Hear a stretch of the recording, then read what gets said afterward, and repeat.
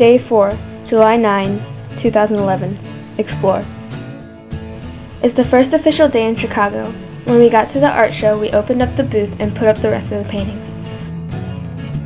There are more than 350 artists from all over the world here at Grant Park for the Gold Coast Art Fair.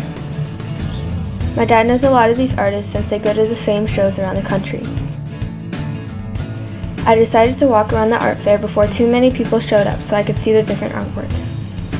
After having seen the art show, Alan and I walked over to the Buckingham Fountain. On the way there, we saw a bunch of people dressed up as anime characters, and I'd never seen anything like this in person, so I found it kind of weird.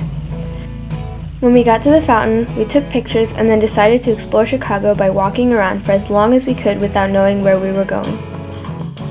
Not long after the crosswalk, we were in the Millennium Park, and we saw this garden that led to these bushes with a unique structure surrounding them. It had a little trail of water along the bottom, where people were cooling off by dipping their feet in. As soon as we walked out, we saw the amphitheater with green grass everywhere and long metal structures above. We walked over this interesting bridge that swerved above the road and led to this scenic area with big, beautiful flowers and grass everywhere. A little along the way there was this beautiful scene with tall green trees on both sides and Lake Michigan across the road on the right.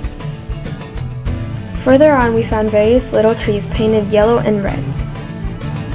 We walked back across the bridge and over to the famous Millennium Park beam. That was all it was, a giant beam mirror. The place was packed and it was so interesting. The Chicago skyscrapers reflected on the beam looked amazing. After we walked further, we started getting into the city with busy streets and tall buildings everywhere we looked.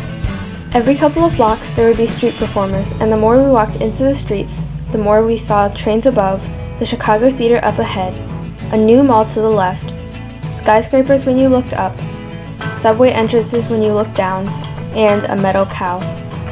Still lost but starting to get familiar with the area, we crossed a bridge that was over the lake. On both sides were these concrete structures and the blue waters down below. On our way back to the art show, we came upon these street performers.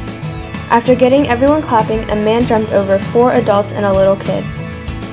Back into Millennium Park were these 2 brick towers with faces projected on them and water pouring down. By the time we got back to the art show, I realized it would have been a good idea to wear shoes instead of flip-flops. The bottoms of my feet were black with dirt. I wasn't expecting to have to walk the entire day, but it was definitely worth it.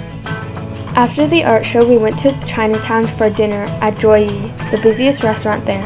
We got a giant bowl of noodles for only $17 to share between my dad, his friends, Alan, and me.